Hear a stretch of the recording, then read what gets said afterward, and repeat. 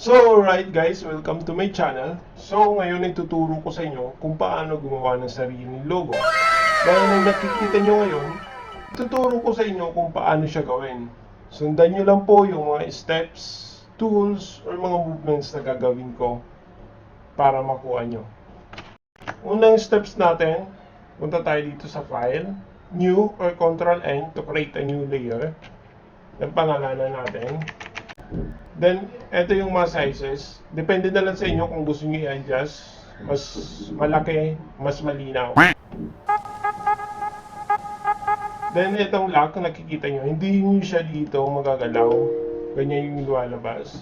So, i-drop natin siya dito sa trash icon. So, yan, lalagay ko muna yung sample natin, yung previous na ginawa ko. So, ayan. Second step natin, punta tayo dito sa shapes. Nakaganyan siya. So, i-click nyo yung ellipse tool para makagawa tayo ng circle gaya nito. So, i-hold natin yung shift. Then, drag na natin. Ayan. Kung anong size yung gusto natin. So, ayan na siya. Ellipse 1. So, next, punta tayo dito sa text. Then, click natin dito sa gilid niya. So, i-gitna natin. Ayan. Ayan. Pwede na tayo mag-type ng pangalan. For example, your name here. So, ayan. Then, next natin, eto. Paano to magawa? Yung curve niya pataas. Eto, pababa. So, i-group ko muna siya. I-highlight ko yung dalawa. Shift.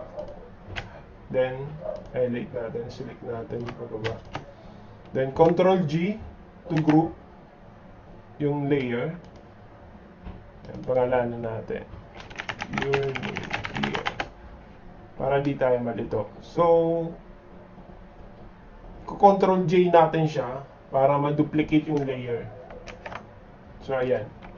So, itong parang mata na to, i-hide lang natin siya para mawala yung isa. Ayan. So, itong isa, gagawin natin, ilalagay natin dito sa baba or sa papasok na curve. So, ayan. I-hold natin yung control. Ayan, nakikita nyo ito, may arrow, kabilaan, left and right. Then, ngayon, i-drag natin siya pasok dito sa loob. So, dapat naka-hold yung control natin. Pag hindi naka-hold, wala naman na sign na makikita kayo na ganyan. So, i-hold natin yung control, then, drag natin papasok. So, ayan na siya. So, i-hold ko ulit yung control, then iikot ko siya dito sa baba. So, ayan.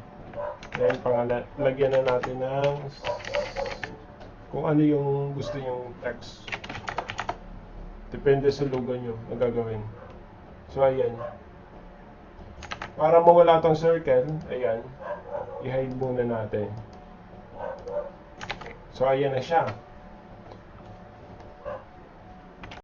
So, ayan, i-duplicate ko tong yung ito na circle na to, itong layer na to. Then, Ctrl J, lalagay ko siya dito sa pinakababa for main background niya. So, kukulayan natin. Right click, blending option. Then, color overlay.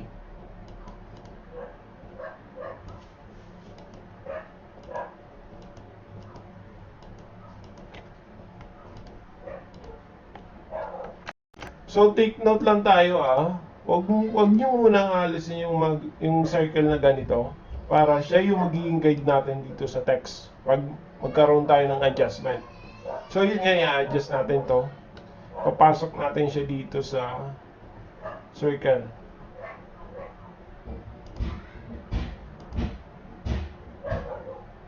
Ctrl T. Ito na nasa likong layer na group.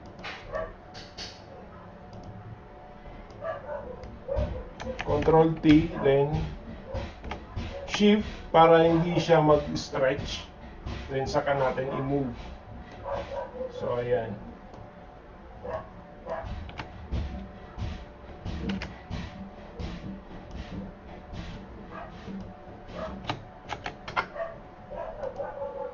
Then ito naman na taas, adjust din natin.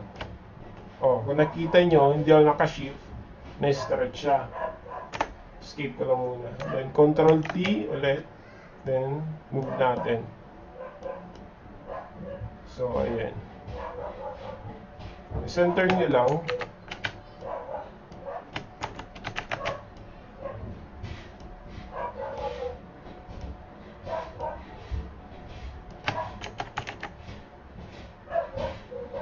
Naku, hindi na aso. Then maglalagay tayo ng stroke or outer color niya. Gaya nito na black sa gilid. So, right click natin blending option or double click lang natin yung layer. Then, itong stroke. Ayan.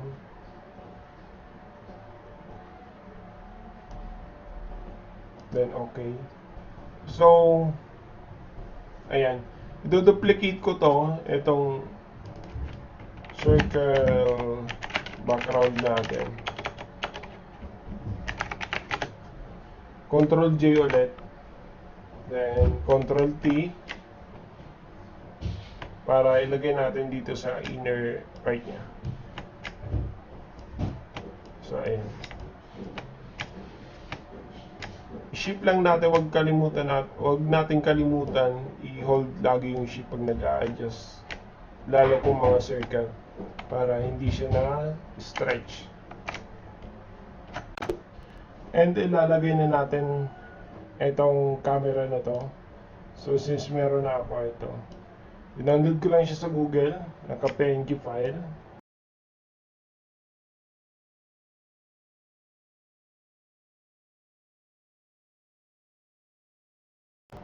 Then, ito yung sa gitna na circle. Lagyan natin ng color. Then, hindi natin yung nasa picture. So, ayan. Kita nyo may lagpas. I-cut natin siya. So, i-control click dito sa circle background natin. Ayan. Kung nakikita nyo na-select yung circle. Then, ito yung ito yung image natin.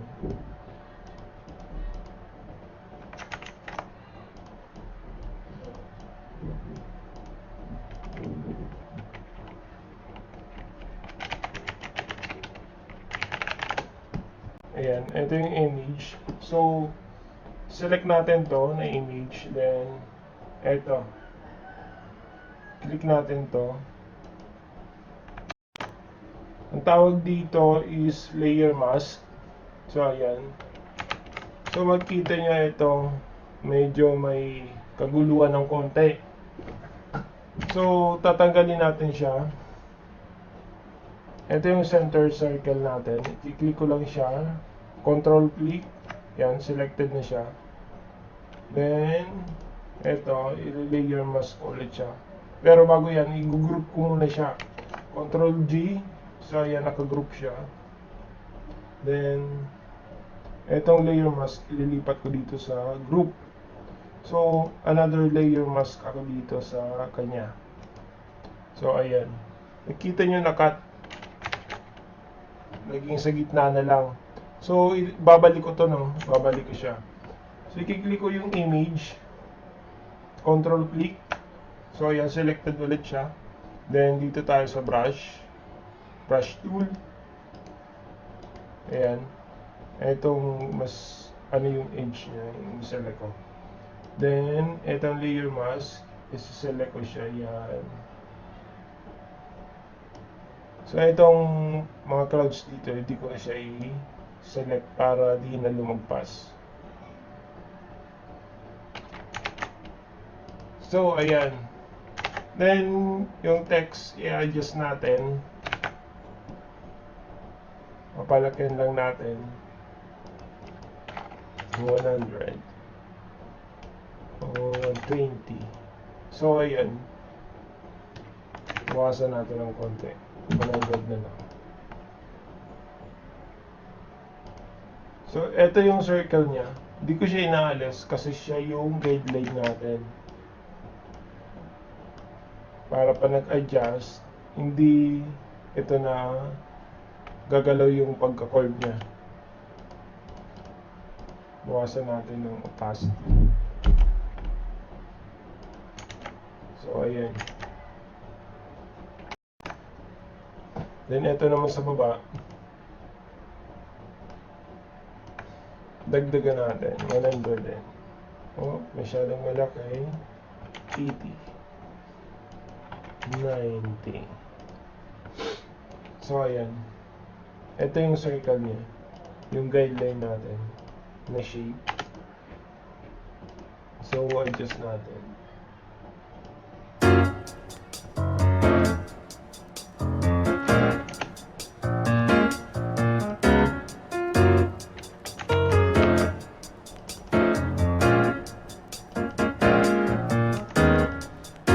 Medyo dark yung background natin dun sa una. I-dark natin ng konti. Ayan.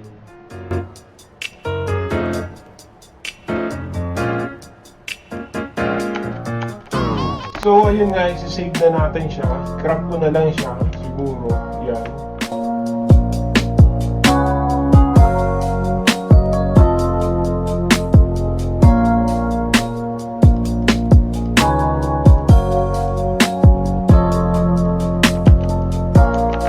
Then, isi-save natin siya na walang background. I-alisin natin itong layer or main background.